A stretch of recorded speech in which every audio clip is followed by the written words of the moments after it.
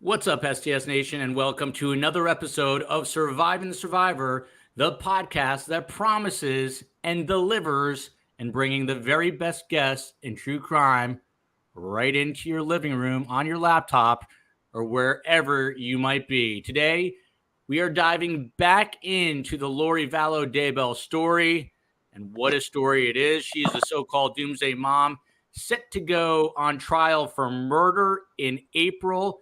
It is the almost unbelievable story of an attractive, seemingly loving mother, a devout member of the Church of Jesus Christ of Latter-day Saints, who becomes involved in the deaths of as many as 5 people, including her own children. It sounds a little bit like Alec Murdaugh. We'll get into that too. Our best guest today, Boise lawyer. That's where the trial will take place, in Boise, Idaho. And we've got a skilled attorney, Jessica Bublitz.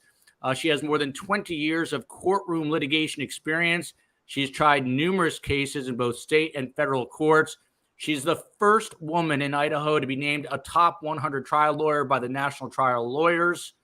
And she is an amazing guest. She helped us out quite a bit with the murder of the 4 University of Idaho students. Now, Dr. Roger Rhoades, the distinguished Silver Fox there. He's a senior therapist at the P.A.C.E Center in Greenville, South Carolina, specializing in dysfunctional relationships. It seems like there are plenty of those to go around. He's also worked with inmates inside the prison system, so he can talk a little bit about some of the mental illness that he sees within those walls and whether or not Lori Vallow Daybell is considered to be mentally ill. And last but certainly not least, Susan Constantine is one of the nation's leading jury consultants. She's also a body language and communication expert. She's the owner of the Human Behavior Lab.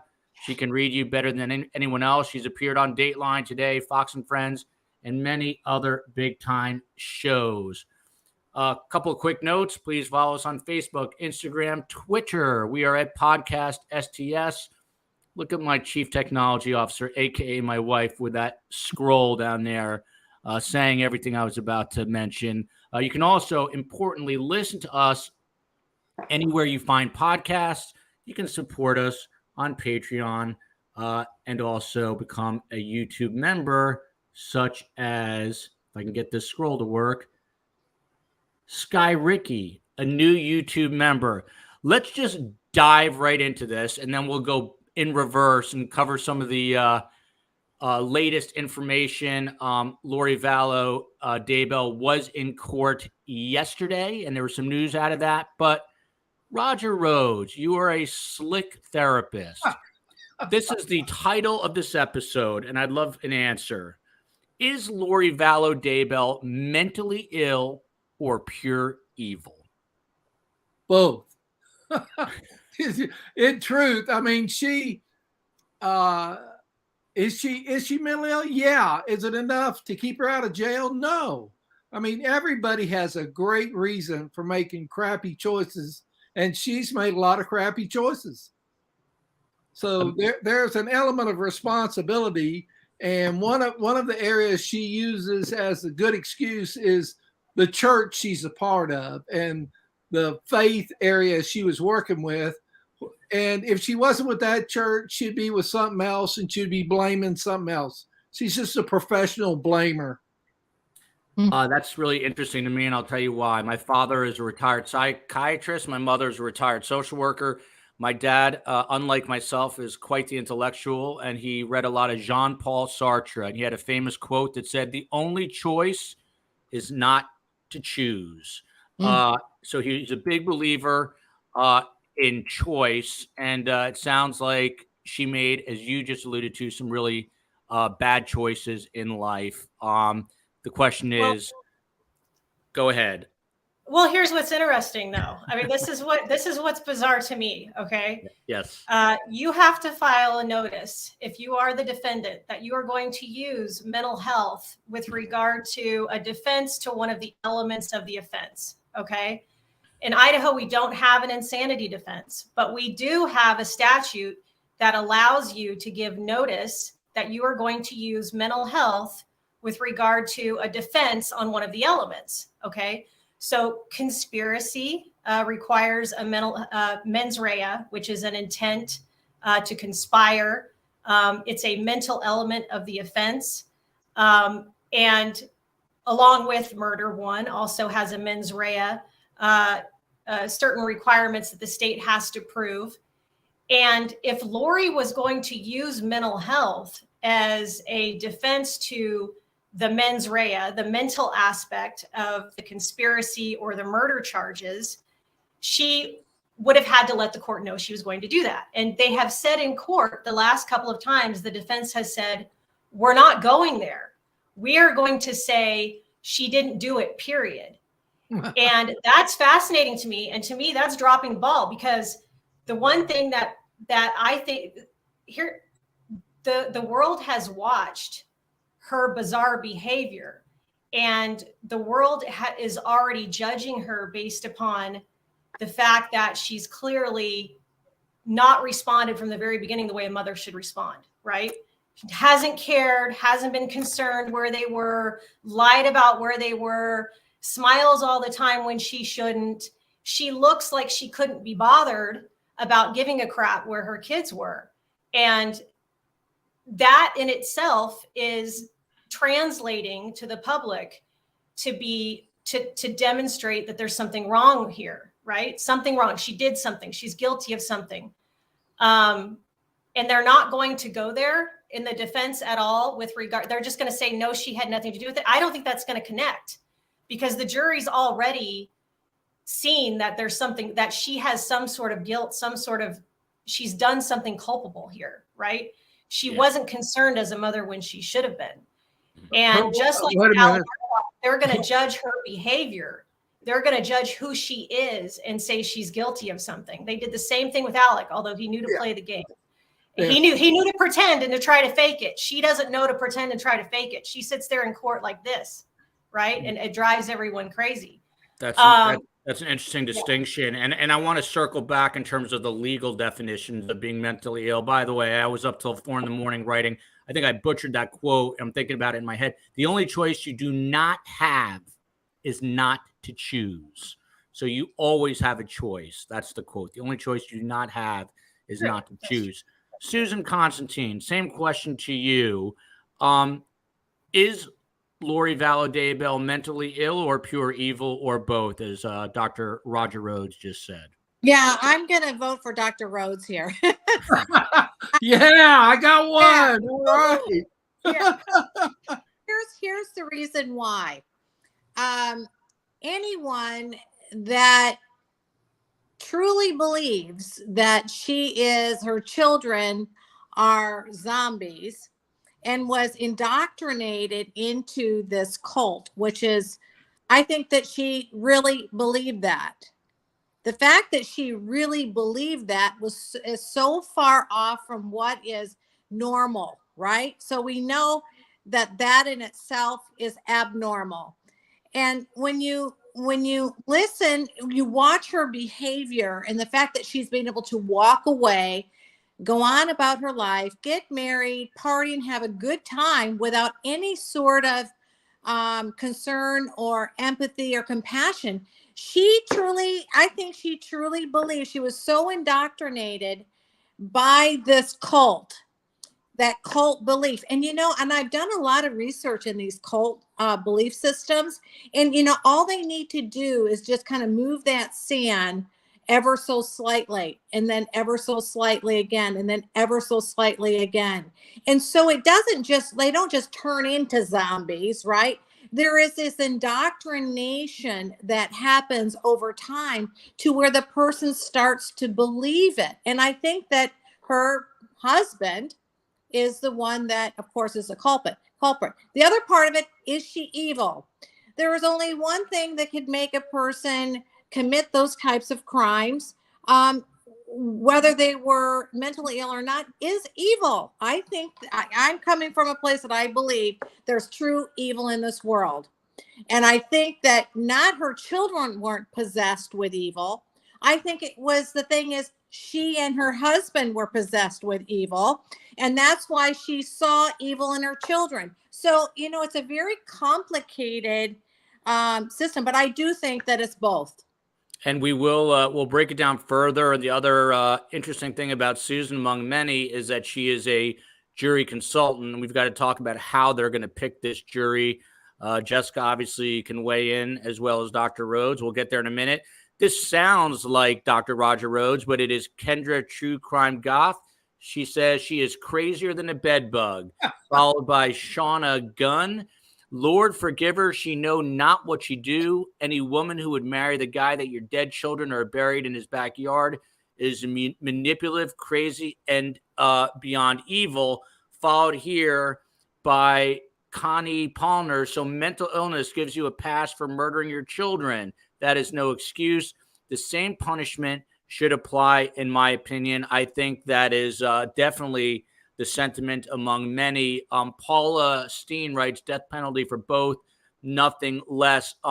Back to you, Jessica. And by the way, for those of you who do not know and maybe following us from Dan Markel or the Idaho 4, this story, Lori Vallow Daybell, she is an Eastern Idaho mom accused of killing her 2 children, J.J. Vallow and Kylie Ryan, as well as conspiring to kill her husband's previous wife, Tammy Daybell. She's been in jail since early 2020 for a period of time. She was in a mental institution, and the murder trial is set to last several weeks. But Jessica, I know this might not be your forte, what you focus on, but how does, in layman's terms, how does the legal system define mentally ill? There are different levels of when mentally ill comes into play. In this case so far, she was deemed unfit a couple of times. And that means unable to understand the proceedings or assist in her defense. Okay. Now, all of those proceedings have been sealed, which those proceedings are actually supposed to be sealed. That's in the Idaho rules. You have to seal competency hearings. You have to seal competency results and findings and reports. So that's normal. There are a lot of other things that have been sealed in this case that I don't know if you want to go into, but Jessica, by the way, I have to interrupt for 1 second. Our chat number hit 666. I had never seen that before. It's a sign. It's a great sign. So I feel so much better. Sorry, I just had to point that out. I looked up, I saw 66. So go on, Jessica. I didn't mean to interrupt. No, you're fine. So yeah, so there's unfit to proceed for trial, right? You're so unfit, and that's a really, really, I would say low bar or high bar. It's really hard to find someone unfit to stand trial. Really tough, okay? And they almost always rehabilitate them, like what happened in Lori's case, to the point where they become fit, okay, after a certain period of time. They're sent away to the hospital, they're allowed to be treated, and then they find them fit. They're medicated, they're whatever. The one thing I could glean from listening to these proceedings is that she does have a mental health diagnosis. I can't remember if it was the prosecutor or the defense attorney who said that at one point. They said, Judge, you know what the diagnosis is. We know what the diagnosis is, but we can't say what the diagnosis is. So I can only guess, but there was a diagnosis. And apparently, the other thing that I could glean is there have been a couple of experts that disagree on whether or not she's fit. And ultimately, it's the judge's decision to determine her fitness to proceed. And from what I could tell, it seemed like Judge Boyce took some conflicting opinions at one point and determined that she was in fact fit to proceed. So that's where we are now. Now that's different than when you say mental health. There are different levels of the process where mental health can also come into play besides just being unfit to proceed. Like I was talking about the mental capacity of the offense, that's actually different.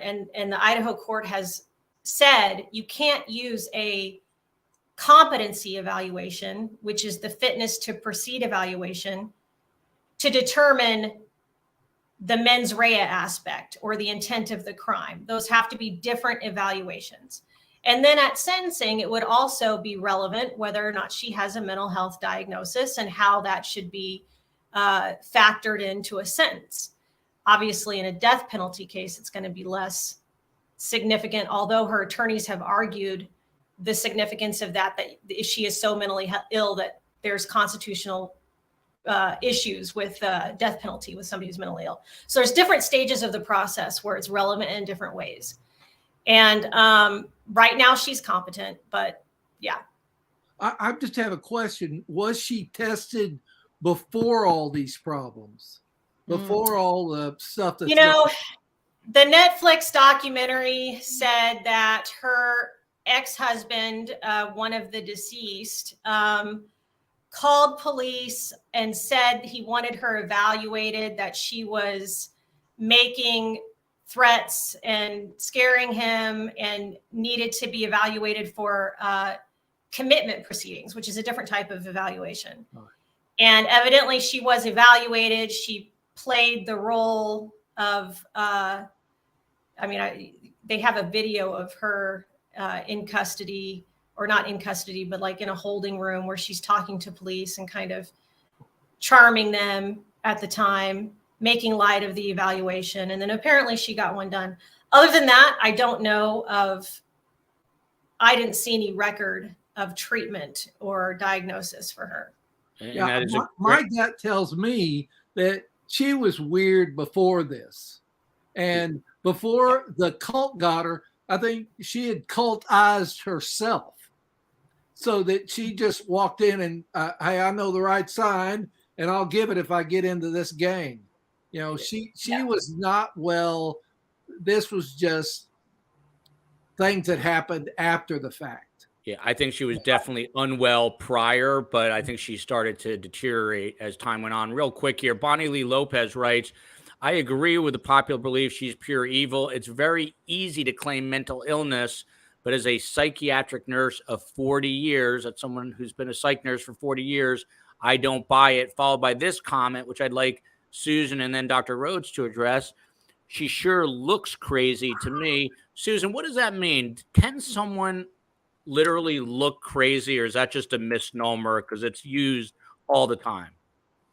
What I see more of, especially when it comes to killers, is this dissociative type of appearance or the paranoid appearance. And that is usually when, you'll see that in a BK killer, is where they're wide-eyed and they're stoic in their facial expression. So they have that kind of fear response in their eyes, but emotionless. There's this really bizarre affect that I pick up from those types of people. I think that when you look at Lori, there is a dissociative type personality that's there, because she is not taking on the reality of what's really happening, and she's almost mocking it, and you could see it in her smugness. She'll have her chin up. So are these indicators of a crazy person? I think that just her behavior and what she's done is enough. There's not a specific appearance. If I were to have seen her one-to-one and watching her demeanor and how, if she was leaning back and puffing and, acting really crazy, I'd say, yeah, that chick's crazy, but in the courtroom, you can see that demeanor come out, because this is the time where she's actually fighting for her life, right? And she's blown it off like it's no big deal. She's smirking, smog. She has this chin boss that kind of curls up. Her eyes, if you separate them, which is where you can see the killer eyes, is when you separate the regions of the face. You cut it in half, look at the eyes, then look at the bottom region, and you could see the coldness in her eyes.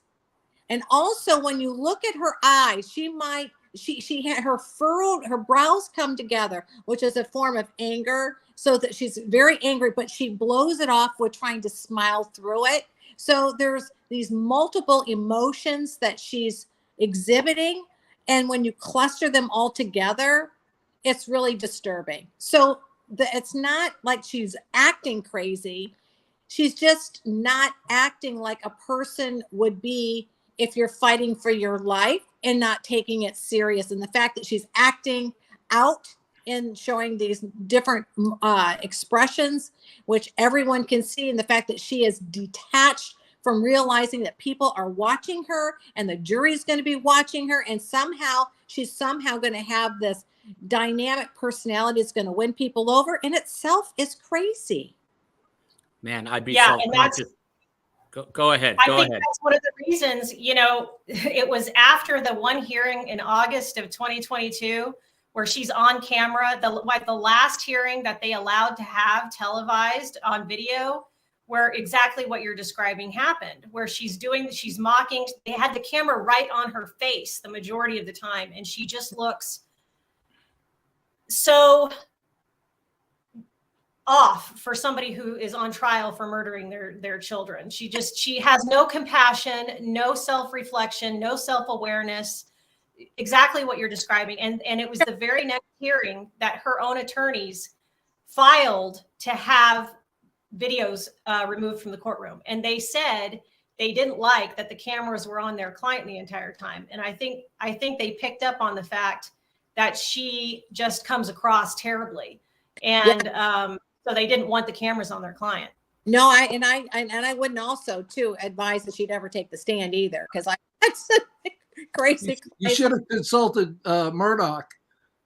Yeah, exactly. What a bad choice. What a bad choice. Hey, Roger, there was just a comment. I was going to say I'd be so self-conscious having lunch with Susan Constantine. She's reading all your body language. She would drive me nuts. No offense, Susan.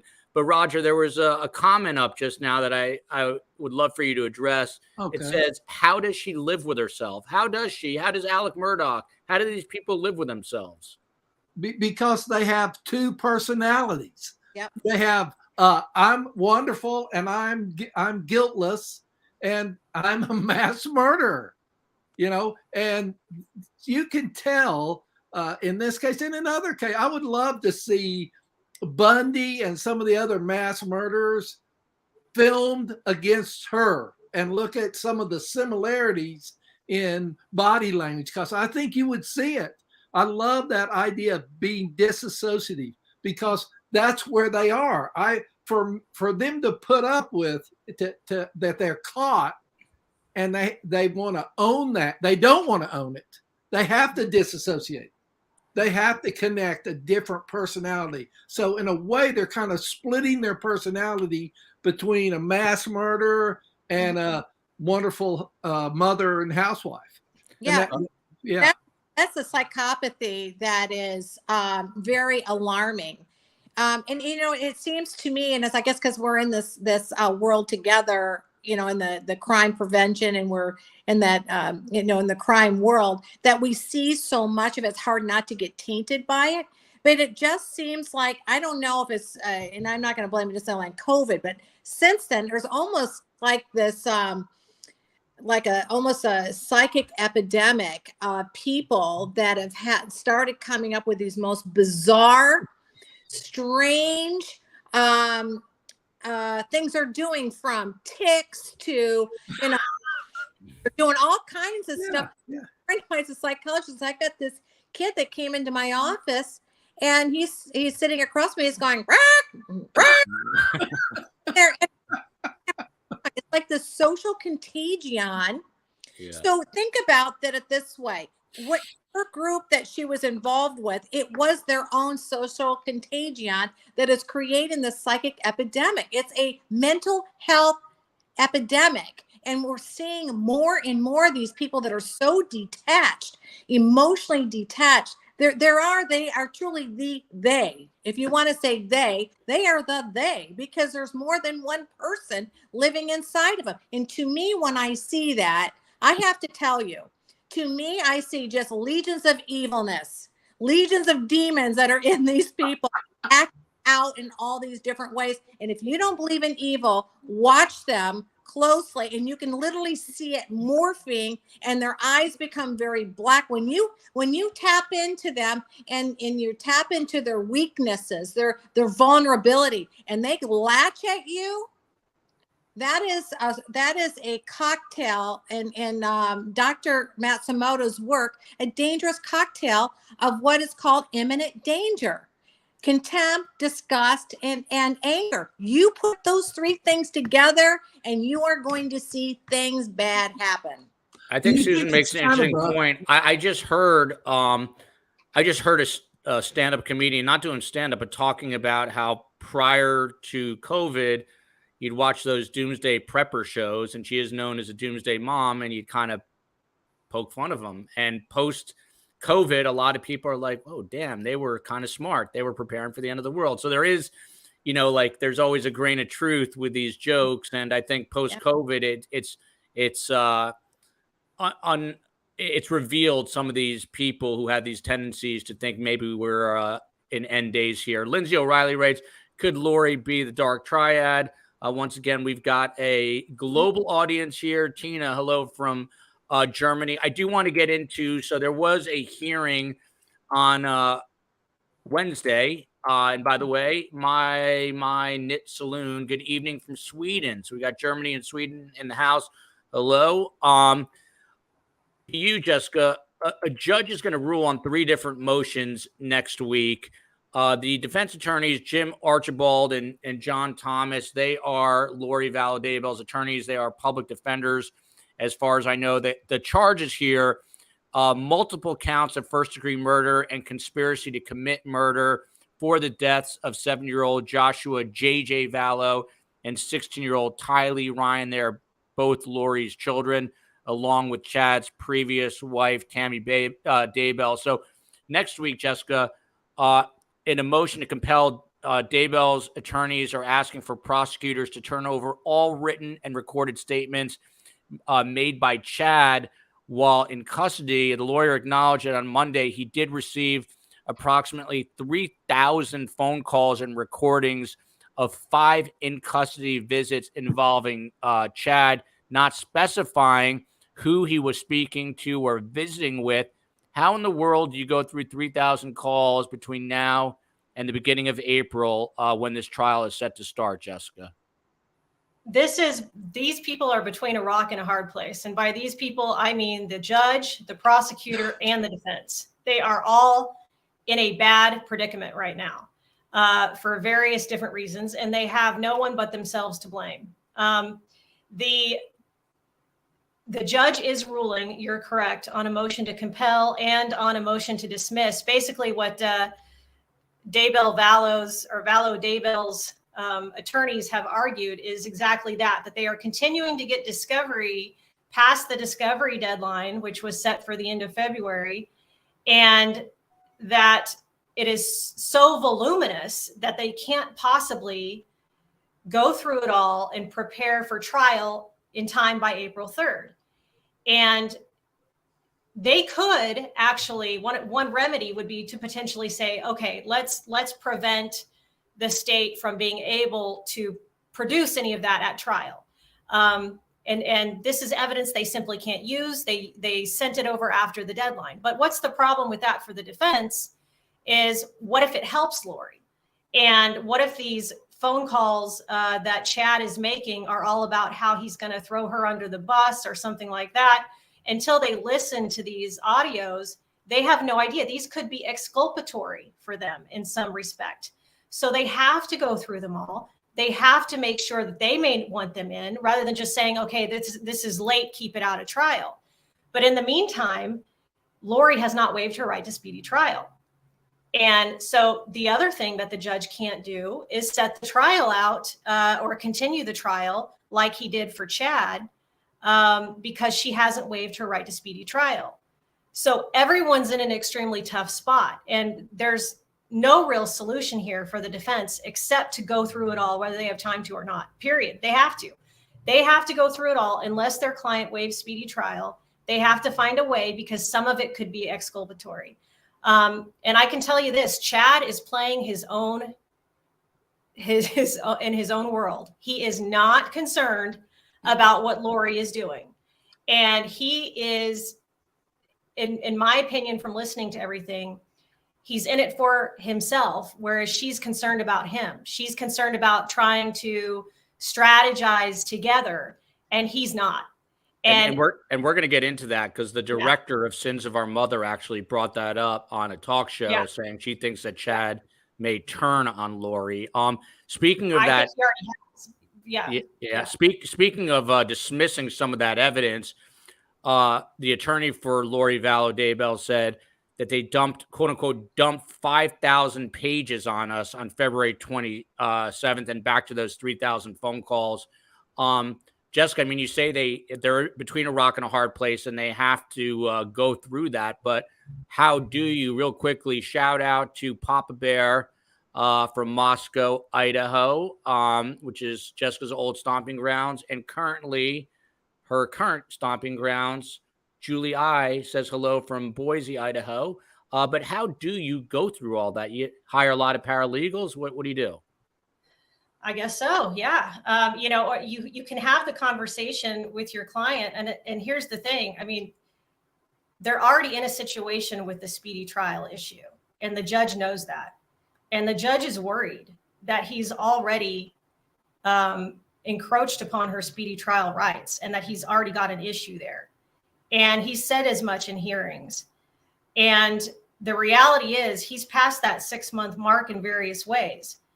And he can make, on appellate court, they can say, well, Lori asked for some of the continuances or stipulated to some of the evidence issues. I don't know if that's true, but they make the case it didn't prejudice her, or somehow the state wasn't doing it deliberately. There are all these issues that an appellate court can look at as to why, but the concern is real. And the reality is the judge doesn't want to can't continue Lori's case without her waiving speedy trial at this point. And he's already got a problem there.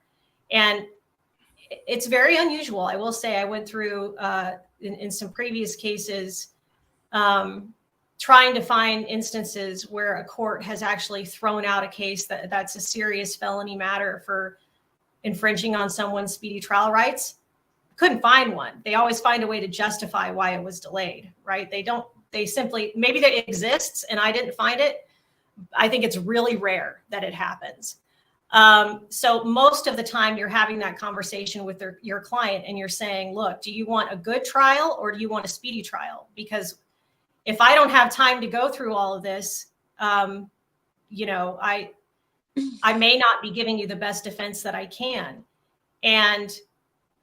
But if she won't waive it, she won't waive it. So yeah, I mean, I guess you hire paralegals and you do what you have to do to find anything that may be exculpatory. And then with the remainder, if it's inculpatory, you ask to keep it out. Okay, and we'll get back to this ruling that the judge will have to make about the death penalty. We'll get back to that in a moment. But Susan, to you, Mitzvah writes, I can't believe how very odd Lori is. Is she putting this on? I mean, you study human behavior. You're talking about the furrowed brow and the eyes. That's stuff you can't fake, right? The physical characteristics are not fakeable, to use that as a verb. Well, there's a couple things going on. First of all, she's talking about like micro expressions, things that are leakages, things that where a person tries to conceal and then it leaks out without that's subconscious. So it's like when you don't agree with something naturally, you might get a quick little side angle contempt, and the person themselves may not be aware they're doing it, but it's a leakage about what they're emotionally processing. On the other hand, with her, she's very expressive, right? So she's not trying to conceal her emotions. All of her emotions are out in front and forward. So when you look at her facial expressions, you can determine what she's emotionally processing by the types of smiles she has. Not all smiles are the same. There's Duchenne smiles and there's contemptuous smiles. And with hers is a very sinister smile. And the reason why I say that is when a person is feeling they're getting a lot of attention, or they think they're doing a good job in duping somebody, you're going to see them smiling, showing joy when they're not supposed to. That's called duping delight. Okay, that's a form of deception. So I think what her biggest issue is, she's very self-deceptive. So she has somehow compartmentalized what she's done and she's okay with it. And when you're watching her, she thinks this whole thing It's just a big joke. So she's also thinking that if she can show smiling and smugness, that somehow that's saying this whole thing is just such a fluke. I shouldn't even be here. And she's trying to send that message. But that's not what's really happening. Inside, the reason why she's doing that is because she's feeling so insecure about her position. So that's that narcissistic personality disorder, right, doctor? That, Yeah. right? That they tend to kind of gloat and bloat and, make themselves look puffed up and everything else. And it's no big deal. And it's all a big joke. That's the part of their narcissistic personality disorder. So there's that she is a very, I'm not a psychologist, but I do have a master's degree in psychology, been around enough crazy people in this business. And I've worked a lot of high profile cases to know when I see crazy. So when I'm looking at her, she's crazy, but I also think that she was aware of what she was doing. I think it was planned and orchestrated, and she was an equal participant. So therefore, in my personal opinion, she should be tried and not based on an insanity plea, but rather that she knowingly knew what she did and carried it out, conspired with her boyfriend or her husband. Susan is also referring to some of the TV anchors she appears with. They're a little crazy too. Papa Bear writes, her behavior, Papa Bear from Moscow, Idaho, her behavior, Dr. Rhoades, this is for you. Yeah. Her behavior and words are as crazy as it comes, but is she crazy? No. She turns the crazy off and on as it benefits her with law enforcement and others. A truly crazy person can't do this. Do you agree? I totally agree with that. And I also wonder the group of people in her ear.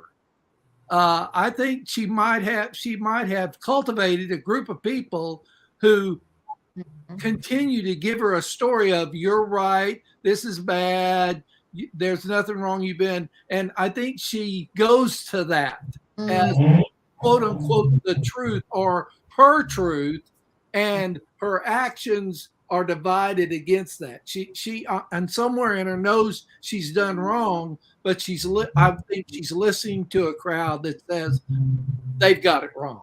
I think he's right. I think he's onto something too, because I think that she's just kind of recalling that inner voice, those inner teachings and things that she's heard over and over again. So, and her reality is not our reality, and that she is rehearsing what's been embedded into her subconscious mind. Yeah, right? That's the kind of thing you see when you see people connected to cults or cult-like behavior. They have a tape that's been programmed in them, and they pull that out at their convenience. It's like they're not crazy. They're evil. There's kind of the difference right there. If you're crazy, I totally agree. That is chemically based, and you can't just adjust that when it feels right. But if you've been indoctrinated with evil concepts and evil ideas, and people that support evil ideas, I think the evil rubs off. And we are working to get some experts on cults coming up soon on STS to discuss this. She was not the religion, obviously, but she was mired in some groups that believed it was, end times, including Chad Daybell. And I want to make that a very clear distinction that we are not referring to the Church of Latter-day Saints. No. Not at all. But some of the ancillary groups that she participated with, who, again, believed it was the end of the world coming. Erica Arpin writes, she's way too manipulative to be mentally ill, followed by this, my favorite comment of the day. I love this podcast so much. Sarah, we love you too. Followed by Paula, who writes, her past 2 husbands were killed. She's crazy evil. We'll get into that. But back to the death penalty for a minute. So one of her attorneys, Jessica, back to you, argued that due to, quote unquote, I love lawyer speak, cumulative of errors, that they need to drop the death penalty, and went on. This is a long quote. I'll read part of it. The lawyer said, media saturation, multiple violations by the government, the government's knowledge of my client's mental health and the practical standpoint that Idaho has been trying to kill people on death row and hasn't been able to do it because the Idaho Department of Corrections can't get chemicals to kill people. And on he goes about why they should not use the death penalty against her. How do you think this plays out? Judge Boyce needs to make a ruling come next week. He's not going to win that motion. That's just not, he cited a couple of cases where he stated that believe that the death penalty was taken off the table because of prosecutorial misconduct, I believe. I'd have to research that myself to see the validity of what he was saying. The prosecutor made the counter argument that she didn't believe that was a viable or valid argument to be making, that error on the part of the state has nothing to do with whether or not the person should face the death penalty. I don't see this judge giving any merit to that argument. I don't think he's going to take the death penalty off the table. We are welcoming Kerry Jakowski. She just became a YouTube member. You can do the same. The attorney said the government wanting to kill a mentally ill person is a troubling thought. Even if the government's new opinion of the defendant has some believers that the defendant is just evil, we don't kill witches anymore in America. That's the language the attorney used. Would you describe her, Susan, as a witch potentially? Yes, I would. I think that she's adopted that kind of, I hate to say it, but this is like, I feel like we're talking about, religion here, but it's like she has been indoctrinated with evilness. I mean, this is really what we're talking about here. I mean, you don't look at your children as being zombies and that there's an end of the world and all this other kind of stuff. And she is a witch. I mean, there are real witches out there. I mean, I've heard about witches showing up at protests, against things that they are, let's say Planned Parenthood. Witches that are out there, promoting it and or not promoting it, and whatever their belief systems are, and people are showing up. I mean, this is not, the thing is, we just don't really hear about this stuff very often. It seems so strange and weird and off the grid, but this stuff really happens. These people show up. I mean, in any kind of religion, you've got people that are extremists, people that somehow, have gotten off track about what their real faith is all about, and they kind of veer off into this extremism. And I think that's what happened here. Now, was she, a witch, or the witches and the warlocks and stuff? Those people really exist. You're going to have we've got Chris Salgado. I talked to you about that. He's part on my team. He talks about these kind of things, they really do happen. They do. And yes, go ahead. I'm sorry to jump in. I was going to say one of the other things that the judge is ruling on in the week coming up is whether or not the state can produce evidence of her mental health and her diagnosis and those issues. And I was surprised he didn't rule on it before today. It's interesting because the state, I believe, is surprised that the defense isn't going to use that issue. And I'm guessing it's Lori that herself that doesn't want to use the mental health issue in her case and her defense. And her attorney even asked that the state not be allowed to bring in any expert testimony or reports of her mental health. And the state is saying, well, we're not going to promise in our case in chief we won't, because I think they want to get into some of these beliefs. I think they want to get into some of what you're talking about and some of these as motivation for what happened. And so they're asking the judge to allow them to establish some of that information in their case in chief. He hasn't ruled on that yet. And he hasn't put them to task. I mean, they should have had to say, they should have had to articulate by now exactly what they want to use and why they want to use it. Unless it's been in a sealed hearing, I'm not hearing them actually articulate that well. And he should have already ruled on it by now too. But he's waiting. He's going to rule on it apparently in a hearing coming up. Jessica, this is interesting real quick from Boy Mom 303. Can she be given the death penalty if she didn't directly commit the murders. That's another legal distinction She there, of can. course. Yes, it's actually in the rule. It's in the statute that you do not have to be the person who committed the offense, that committed the killing, in order to be subject to the death penalty. So absolutely she can. If she's found guilty of conspiracy, of an involvement, of an intent to have the conspiracy go through without being the actor, the person who did it, she can be subject to the death penalty. Yes. And that's why we don't have a lawyer from Milwaukee on. We have a lawyer from Boise where this is happening. Be Free writes, and who does not agree with this?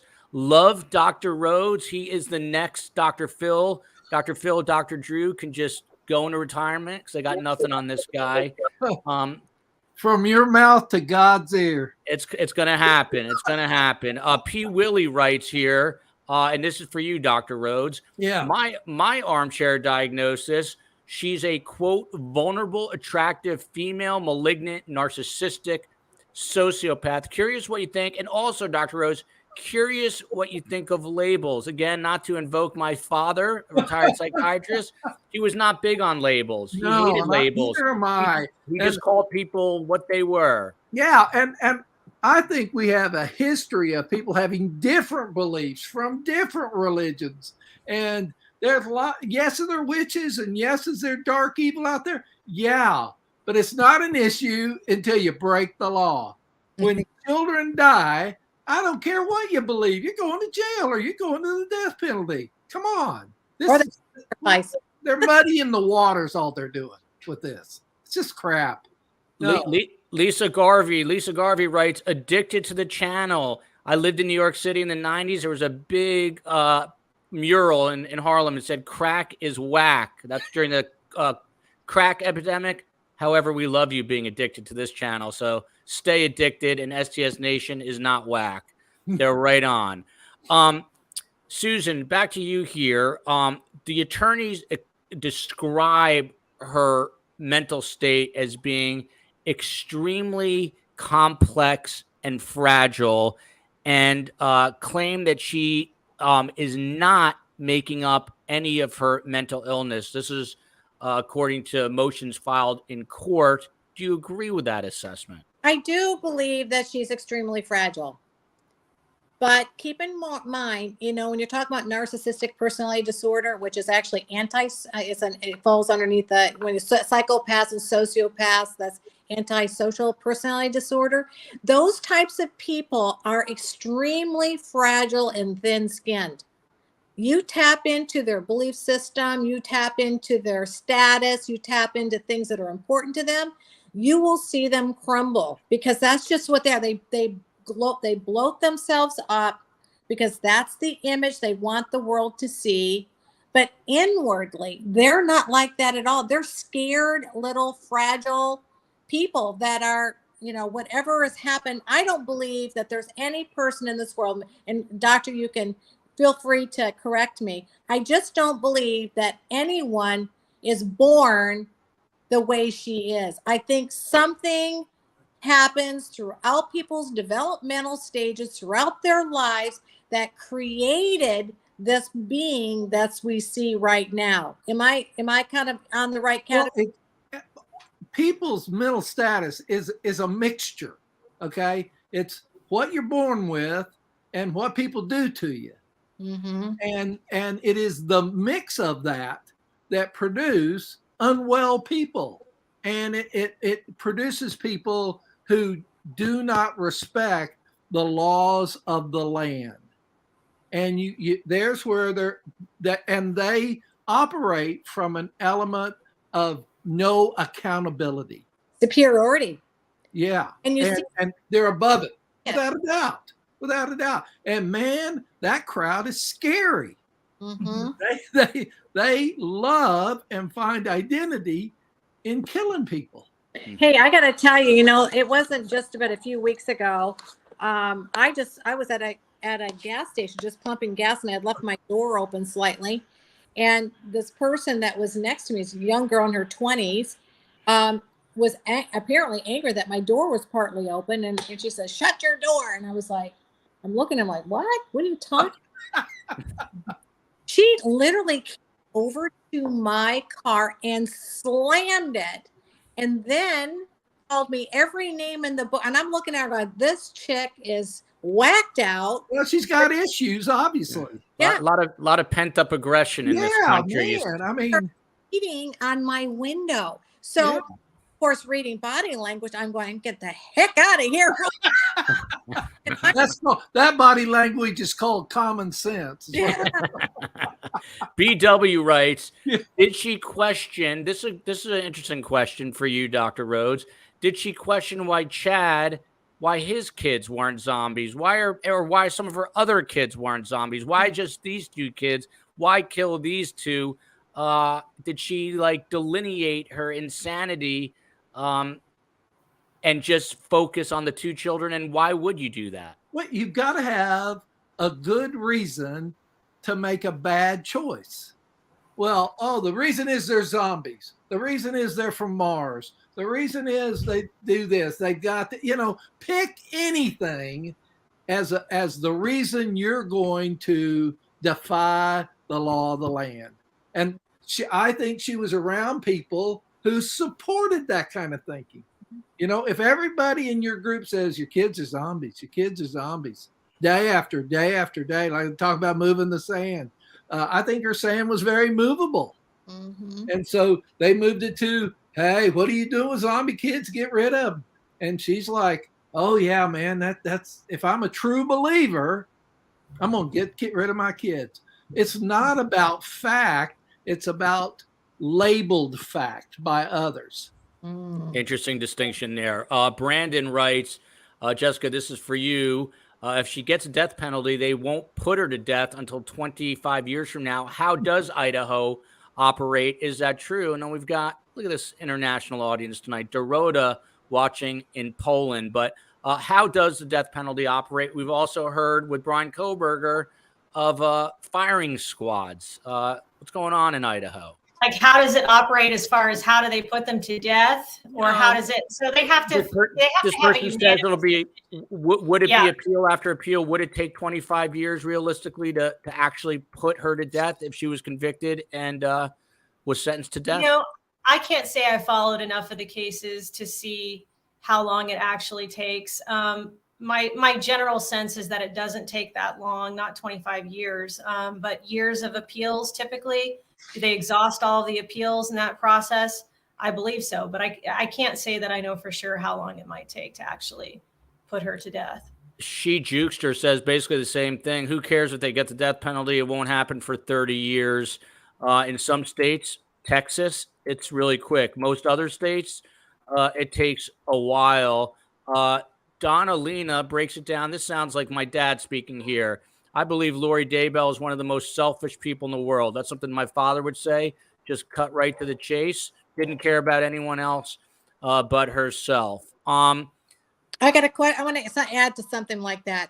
What I'm hearing him say, and I think the attorney will agree with me here, all of this data that you're sharing, what these people are sharing, are literally helping us profile the juror, right? Yeah. Well, so Susan, to that point, jury selection is not going to be as quick as it was in the Alec Murdaugh trial. I think it was like 2 or 3 days. Real quick, Susan, I want to get your take on who would be a good juror for both sides here. Before we do that, though, Jessica, can you explain? I think jury selection questionnaires are being answered March 27th and 28th. How does it work in Idaho? Well, I think they're working it a little differently for this case than your typical case. I have a trial that's happening. Well, my jury selection is going to be happening actually at the exact same time as her case. I can tell you my questionnaires, I don't believe are being turned in right now. I think that because they have more, they're going to have the ability to what's called struck panel because the death penalty is on the case. In that case, they're going to be able to get rid of more jurors than in like my case that's going on at the same time. There's more preparation, I believe, going on for the Daybell case than your typical case. And they're dealing with the logistics of it right now. Ada County is very cognizant of this trial coming up and how chaotic it's going to be. Every courtroom is usually used in Ada County. Ada County is a nice big courthouse. It's a beautiful courthouse, but Ada County has grown a lot in the last population-wise in the last 10 years or so. It continues to grow. They're running out of room as it is for their courtrooms. Everything is already stretched with regard to judges and courtrooms and things of that nature. So they're taking a lot of preparations in this case because they know there's going to be some chaos coming our way, and they're just trying to make sure that they get everything ready. But normally, so what happens is I don't usually get my questionnaires. For example, in this case, I won't get my juror answers until the day before trial. And then I will be able to go through, and this is in your typical felony case, wow. I will be able to go through the questions, and realistically, you're not picking a jury. What you're doing is you are striking some people from your jury. So really what you're looking for is the people who you don't want on your jury, right? That's what you're not looking for who you do want. You're looking for who you don't want. And you're hoping that there aren't so many that you don't want that you have to keep some of them on your panel. Jessica, real quick, people, STS Nation is furious about the fact that Judge Boyce is, as of right now, not allowing cameras, and he's charging for audio. That's terrible.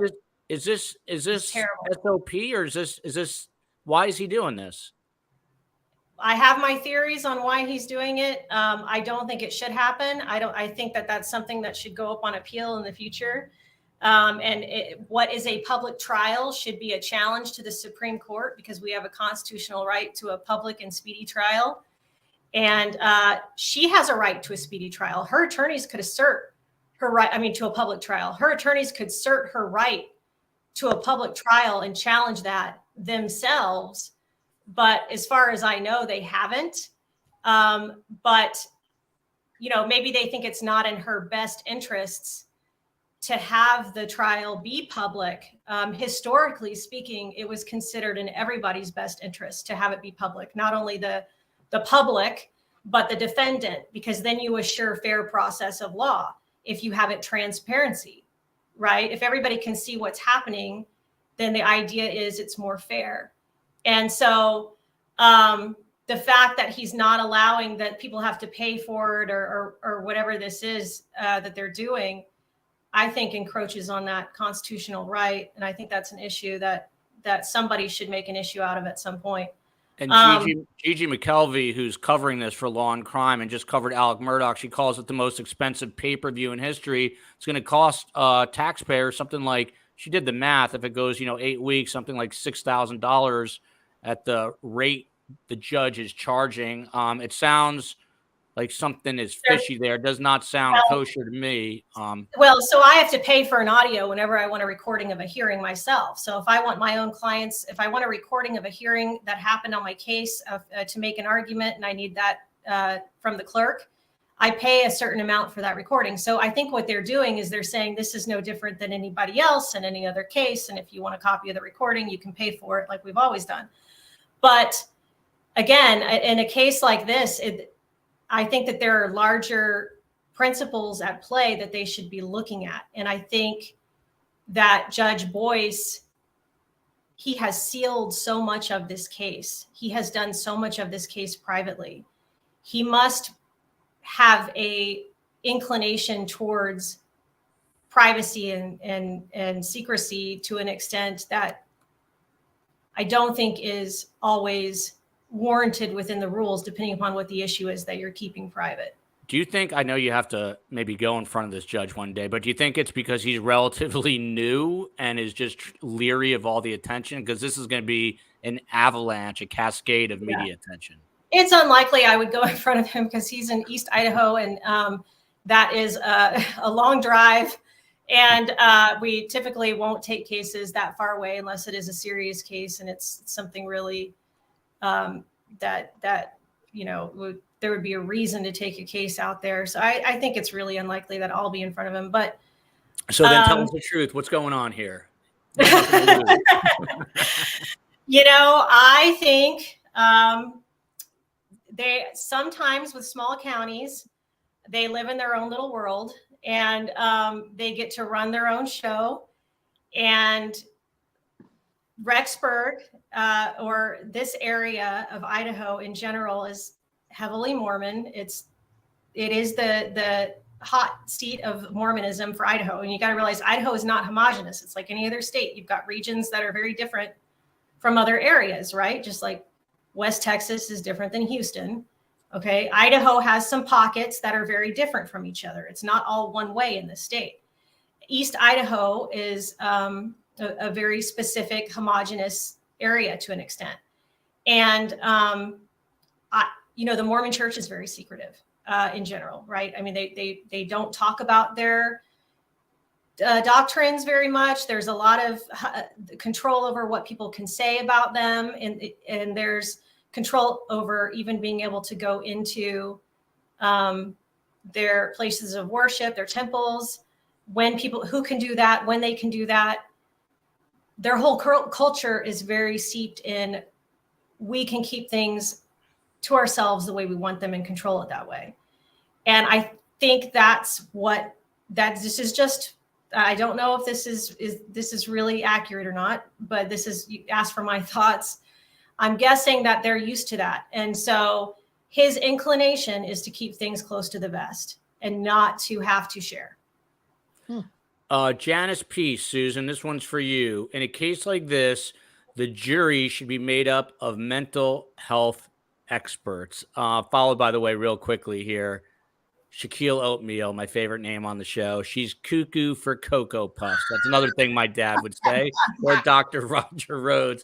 But Susan, if you are a jury consultant here for the defense, who are you looking for? Who's your ideal juror to help Lori Vallow Daybell not get the death penalty?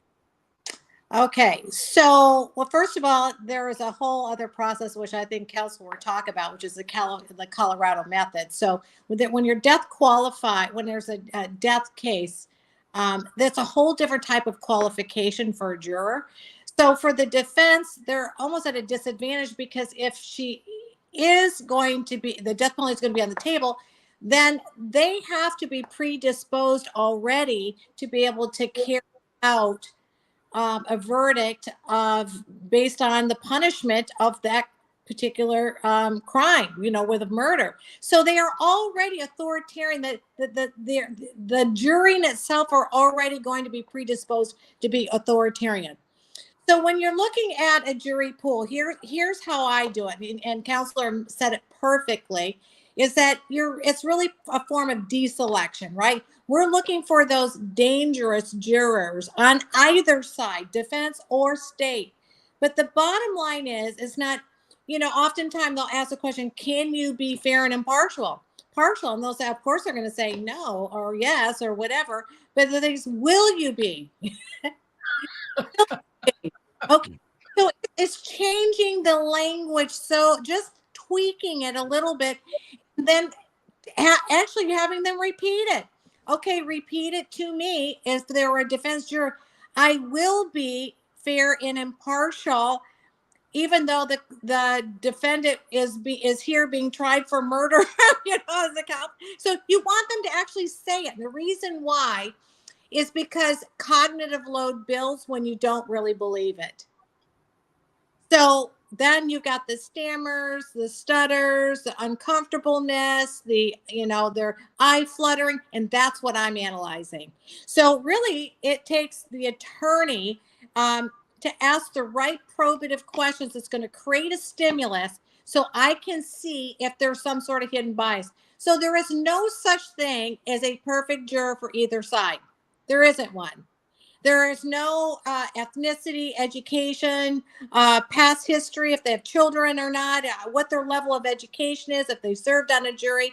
There is no such thing. I don't go by that. What I'm looking at, which jurors are going to be the most dangerous based on their belief system that could be a detriment to my client. And then what I do as a trial consultant, I want to know every strength and weakness of the opposing side, and knowing what we are going to present if it's for the defense.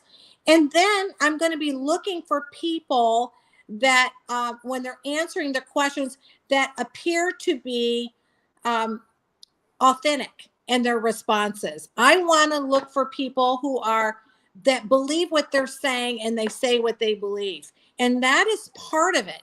It's not about, I'm going to stack the jury up with most egalitarians versus authoritarians.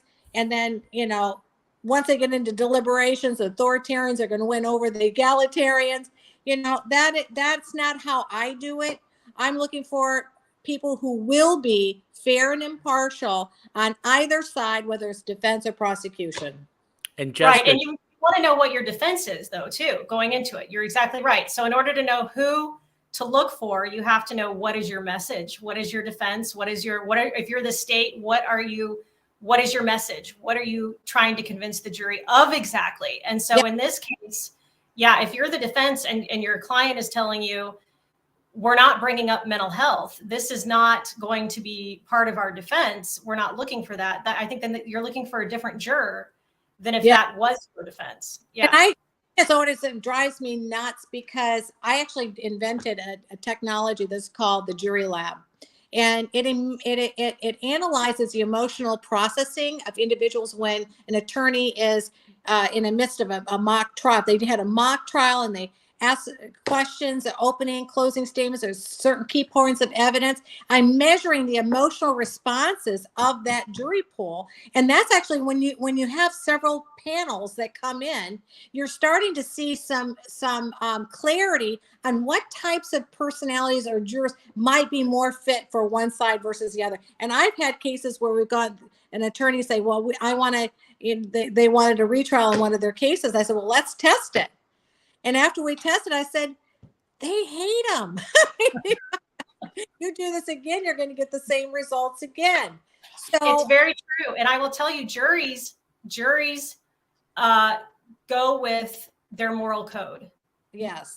More than the law, they go with their moral code, what their sense of right and wrong, and who they think should be convicted versus not convicted. And so, like I say, I mean, I think Lori, she's already lost the battle there with the display of the moral code as a mother. And what you guys are describing with the disconnect in her mannerisms and her body language and all of that, everyone has picked up on, and they don't like it. And they already believe that it's indicative of guilt. And she's going to have this exact same issue that Alec Murdaugh had in a different way, right? Everybody felt his character was a problem. He was a liar. He was lying about something very important, didn't make sense. And they said that's why they convicted him, right? They said when they were told, they didn't believe him. They thought he was faking it. All these things. They were judging his character. They are going to do the same thing with Lori. Yeah. They were tired of him and his family.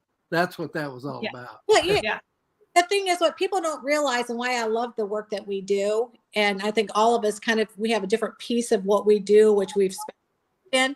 And, I love what I do because I know that most people in general, we are first impression people, whether we like to believe it or not, right? I mean, Counsel Reeve probably agree with me, is that even at the opening statement, they've already decided whether convict or acquit.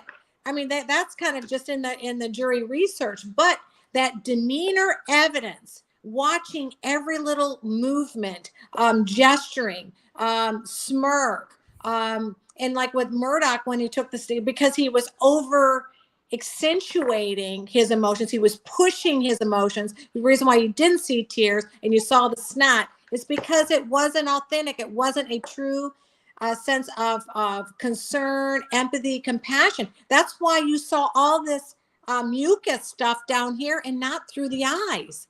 It's fascinating. And it didn't pass the smell test either. To hide. Yeah, I mean, that's what people picked up on, and he tried. Yeah, I mean, we like to get all analytical and up here, but basic people either go thumbs up or thumbs down, and it either smells right or it doesn't smell right. Sherry's News writes, Lori was reading Daybell's books and followed what he wrote. She is still enamored with Chad Daybell. She is not mentally ill. She is brainwashed by Daybell, an evil devil, which she mistakes for God. Curious what you think of that, Raj. But first, this one stuck out at me, and I'll tell you why right here. This comment from David.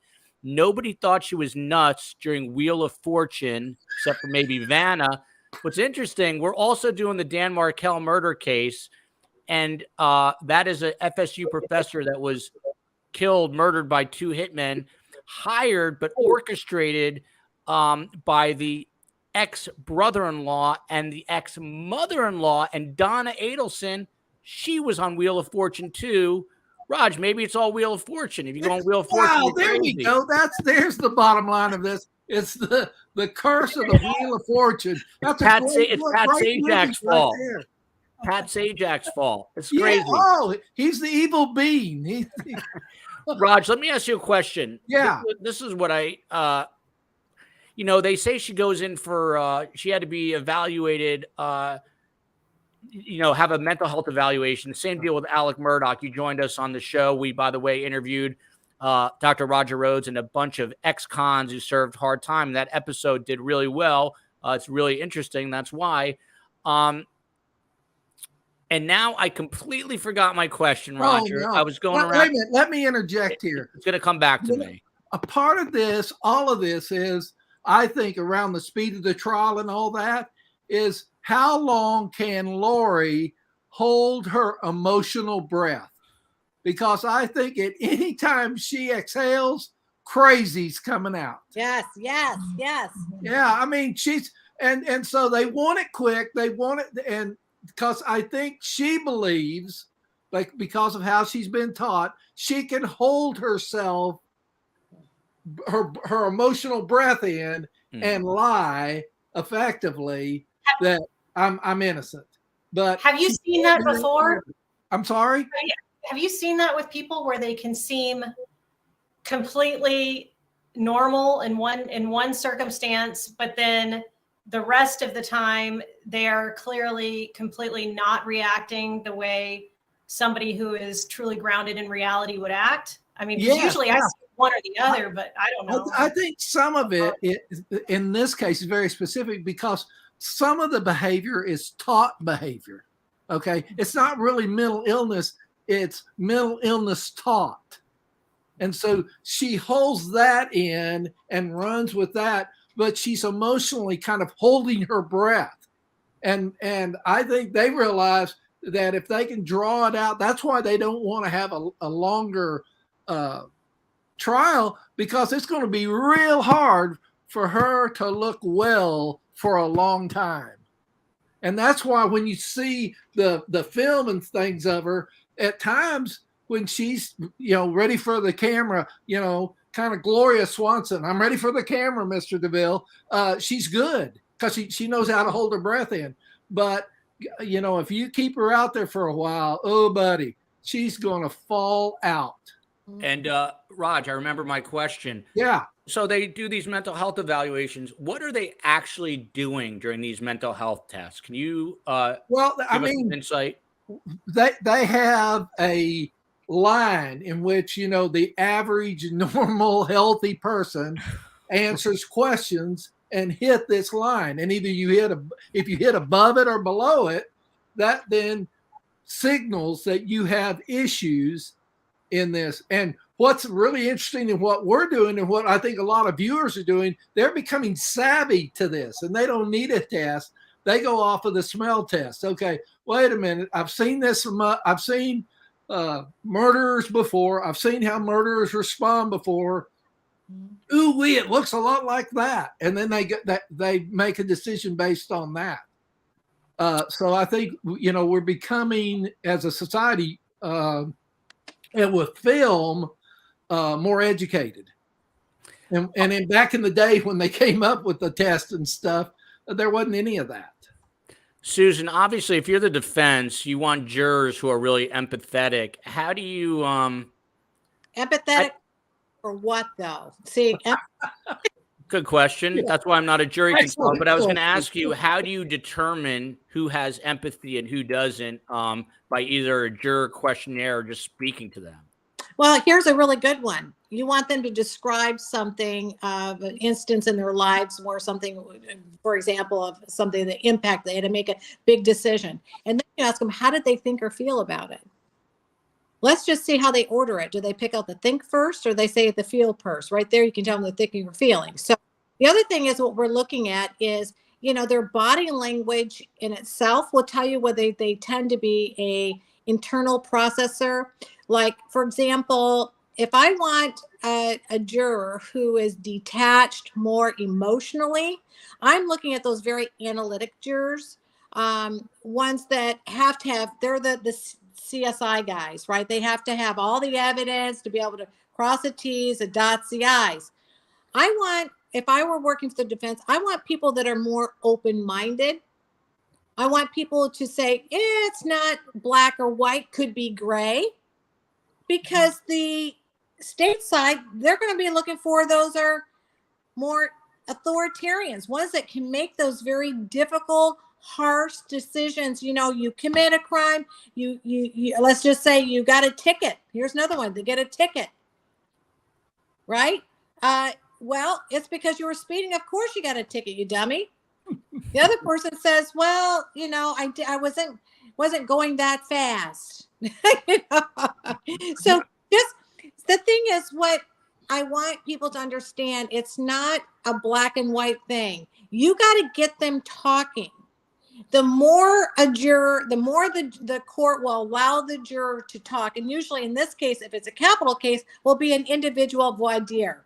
And during that time, get them to talk. The more they talk, the more they reveal themselves. For myself, which is, I'm very highly trained in this area, I know every single word that a person says has meaning. I know how they order words, what kind of words that they use, what the meanings are behind them. I know the phraseologies. I'm looking at their eye movements. I'm looking at their body language, their gestures. All of that together will tell me a lot about that person and a lot about who they are as a person. So just for an example, if someone says, well, oh no, you know, I don't believe in that. Well, they're probably authoritarian. Versus somebody that's saying, well, I don't know, I kind of feel, they tend to be more empathetic because their palms are to their heart and they're kind of doing this rolling gesture. So there's a lot of things jurors give away during the voir dire process that than just answering the questions. I'm hired as the second set of eyes. A little bit different. I'm not a case strategist. I am the attorney's other set of eyes. I'm in there listening to what they're saying, the meaning behind it, decoding their facial expressions, decoding their body language movements.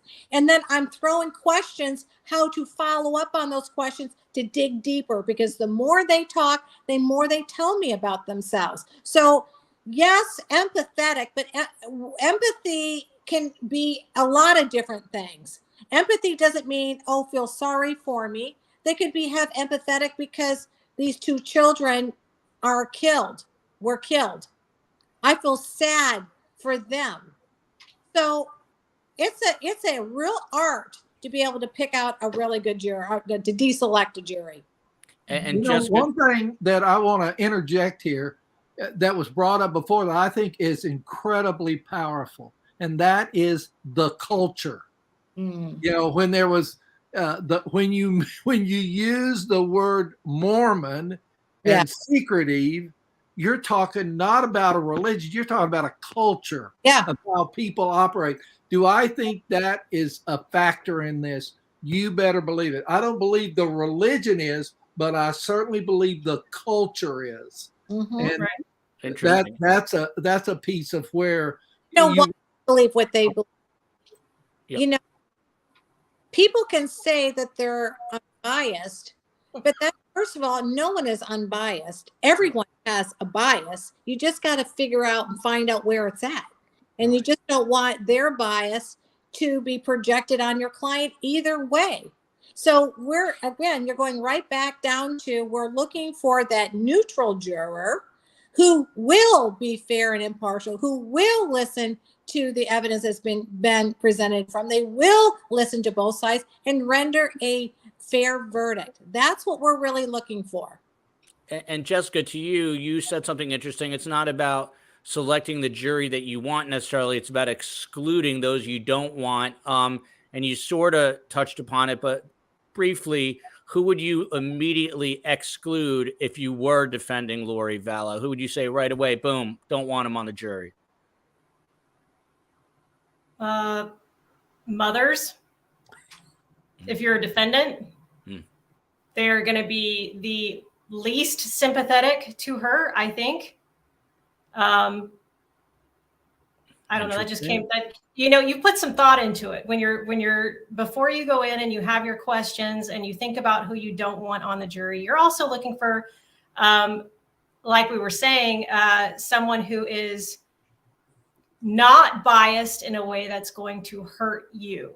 Mm-hmm. So if your defense was that she was roped into this by Chad and she didn't have any real intent for anything to happen in the real world, and she did not know that anything was actually going to happen that was evil, if that is your defense, then you don't want someone who is going to be biased against that philosophy in principle, right?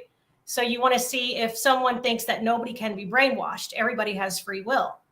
Mm-hmm. And so you might tailor your questions that way. Who here believes that, you can't possibly be brainwashed by another human being? And raise your hand.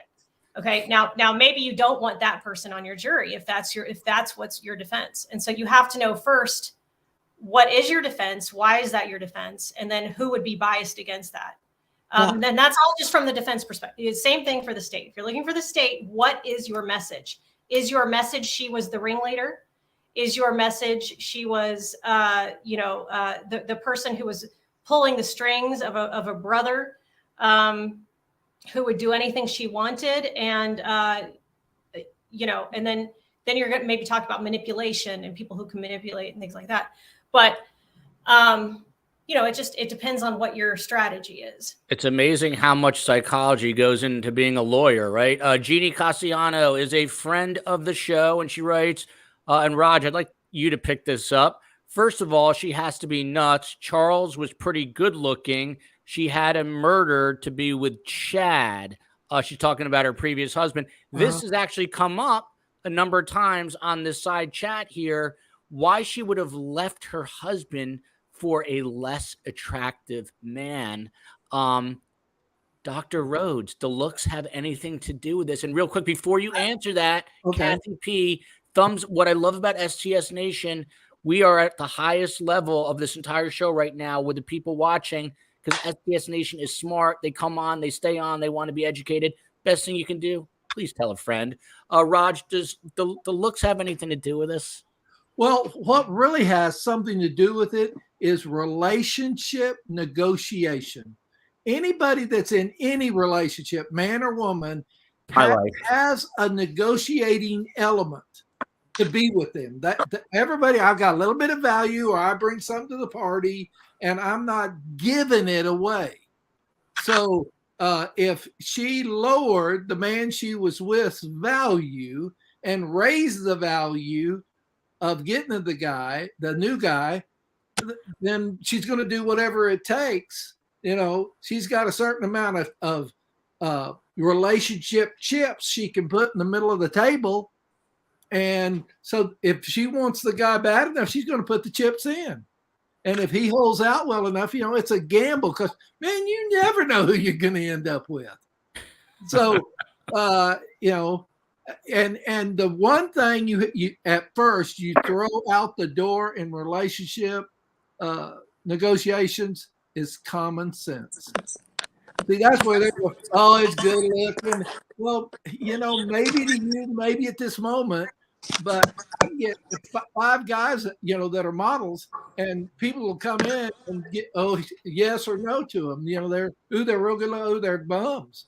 Just all depends. And then if you ask them, what would it take for you to be in a relationship with them? Wow, now you really have a party going on. And then if you add, we're indoctrinated and we're nuts. Wow, man, that's a multi-layered nut cake there. John Shepard writes, and Susan, I'd love for you to take this. Does Lori think Chad is a god? I know you're not a psychologist per se, but you do have a degree in it. Do you think she thinks he's some sort of god? I do.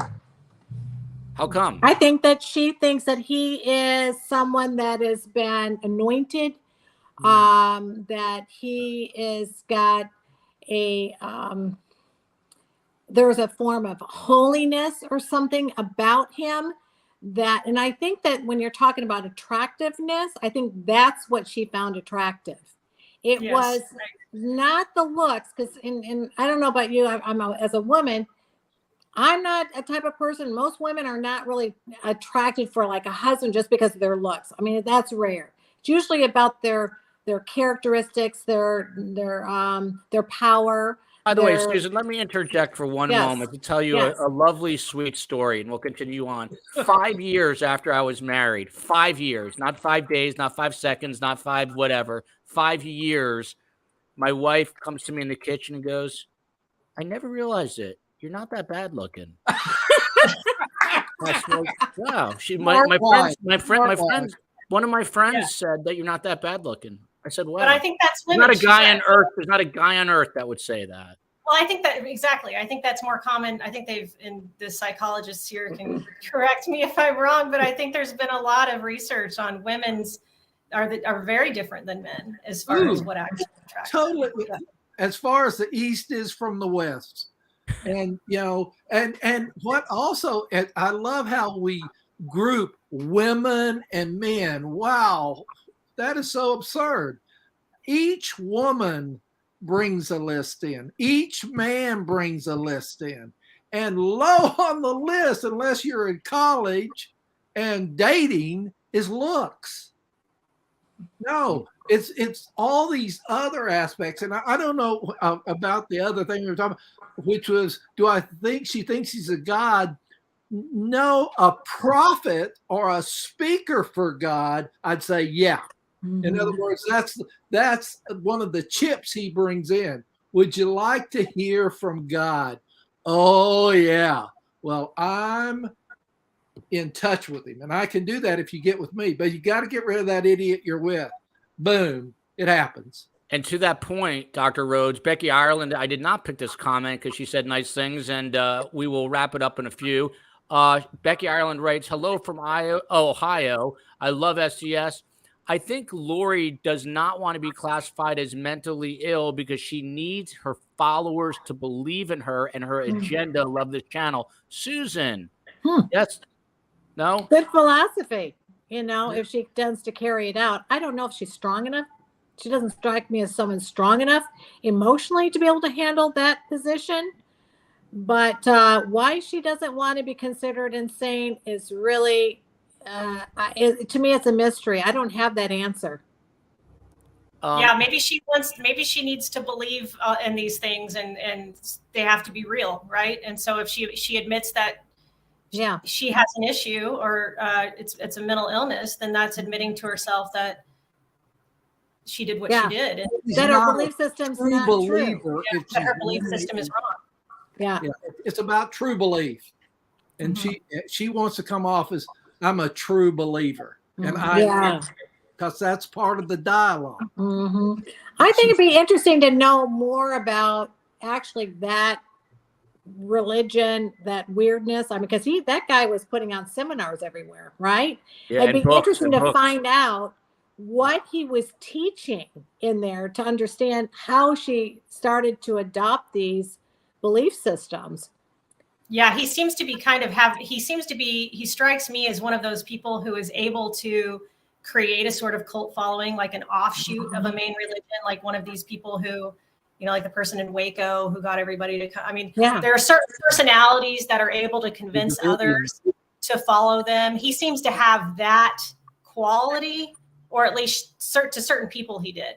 And I think that's all these cult leaders, they all seem, cult leaders, ex-cons, they all seem like if they use their powers for good, they'd be like CEOs. They're charismatic. I mean, Dr. Rhoades, the ex-cons we had on the other night, all well-spoken, charismatic, and charming. They just went down the wrong path. No more accurate comment than Don Hagerman. Hello, everyone. I'm late. Just by an hour and 29 minutes and 10 seconds, but who's counting?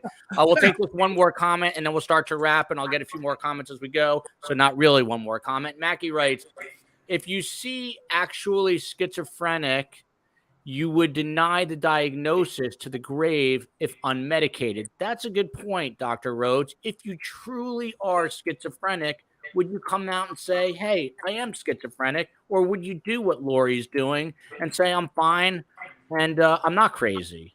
Okay. If you're schizophrenic, that's a modern word for crazy as hell.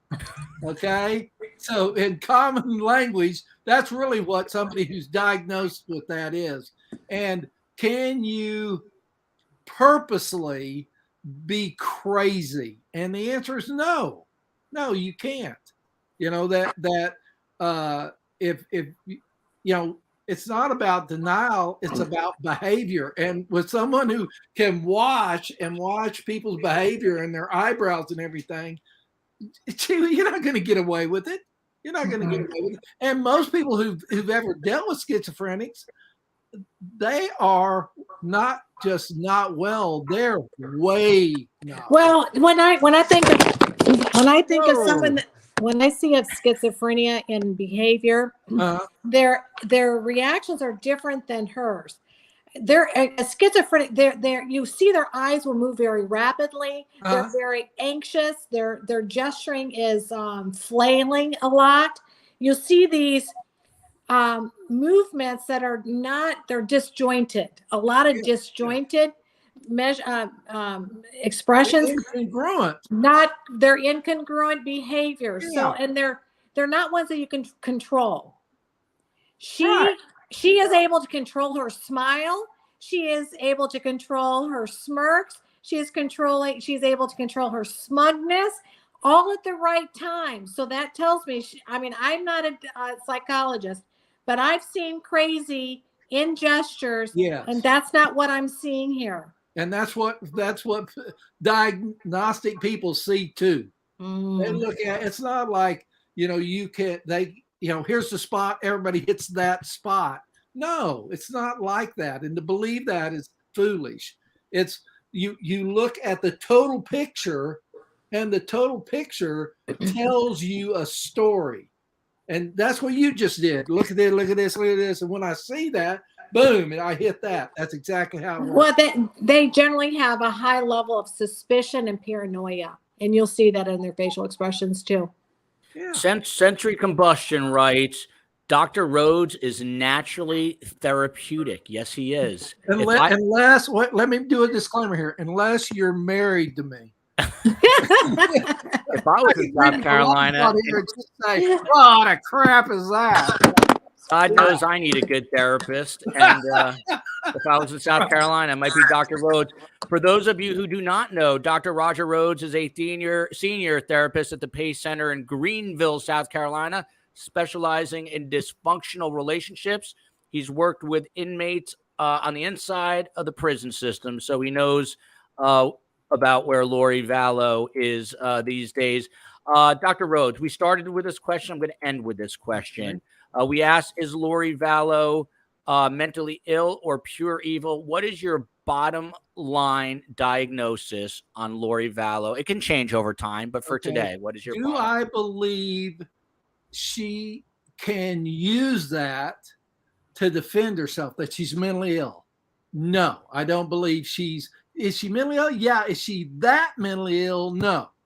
Is she more evil than she is mentally ill?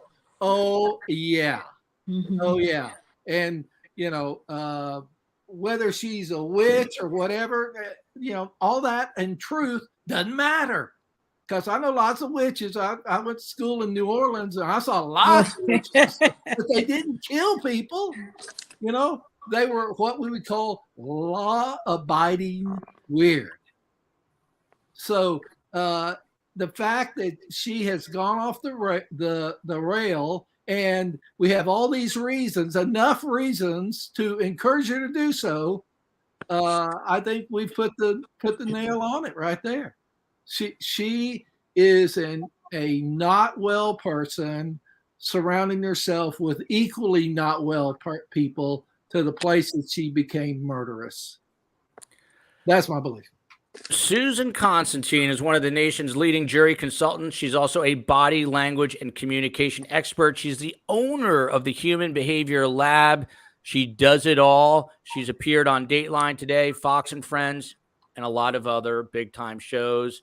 Stuffed Banana says, my alter ego is an escaped carnival banana. Therefore, I am qualified to diagnose Lori as a delusional, malignant narcissist. Obviously, a little tongue-in-cheek there. But, Susan, same thing. We started off, is Lori mentally ill or pure evil? How do you define her an hour, 34 minutes, and 55 seconds into the show? Possessed with evil. That's a mic drop. That's it. Mic drop moment. That's it, buddy. Susan should have just thrown the laptop on the floor and walked off, but she's still here. Soundbite. Mic drop. Soundbite. I love it. I love it. She is a Boise-based lawyer, Jessica Bublitz. Once again, we don't bring you lawyers from Milwaukee when a case is happening in Boise. We bring you Boise attorneys. We're not crazy at STS Nation. She's a skilled litigator with more than 20 years of courtroom litigation experience. She is the first woman to be named a top 100 trial lawyer by the National Trial Lawyers. She is the real deal. Unfortunately, she has a case the same time that jury selection will be going on. So she's going to be. My case will only last 2 days. Yeah. So. There's not a lot of traffic in Boise, but there's going to be plenty around the courtroom that day. Yeah. But so, Jessica, in all seriousness, from a legal perspective here, will this trial begin, as they say, around April 4th? How long will jury selection take? And are you expecting any legal curveballs? I have no idea how long jury selection is going to take. I don't know. It depends on how the judge runs the courtroom, first of all, and I can't get a sense of that yet on what he would be like in this trial. Some judges will put limits on time on the voir dire, which is where you question the jurors. I don't know if he will. My sense is it's going to take a while. I think you're looking at a week. It's hard to pick a jury when you've got all these stipulations. Like if you can't question them very much, I mean, would you go off the juror questionnaire? You know what you need? You need Judge Clifton Newman from the Alec Murdaugh trial. That guy moved things and kept it going. Papa Bear, once again from Moscow, Idaho, writing, thanks, Joel, another fabulous show. It's all about the best guest here. Great panel tonight. Thanks, STS and chat. Namaste, y'all. Let's all love each other. It's a little rough out in this world. A lot of crazy. So let's be kind. Boy Mom says, great show, followed by great show, folks, from David. So thanks to all you. Quick programming note. Susan's good friend, Detective Phil Waters, will be on live tomorrow, 12:30 p.m. Eastern time. If you don't know Phil, you better get your true crime Phil. He spells it F-I-L. He has investigated over 400 homicide cases for the Houston PD. We're going to talk to him about this case as well as the other big high-profile case. What's going on in Idaho, Jessica? But we're going to talk to him about the murders there as well, the latest with Brian Koberger. And then Sunday night, he's back live, 7 p.m. Eastern time. We're going to be doing another show, I hope, on Ellen Greenberg, the young woman found at the age of 27 back in 2011. She was stabbed 20 times, 10 to the back of her neck, and it was ruled a suicide. Something is not right in Philly. We're trying to get to the bottom of it. That makes no sense. Love you, America. Love you, Boise. Thank you, everybody. Love you, STS Nation. All right. Bye-bye. It's a pleasure Bye. meeting you guys.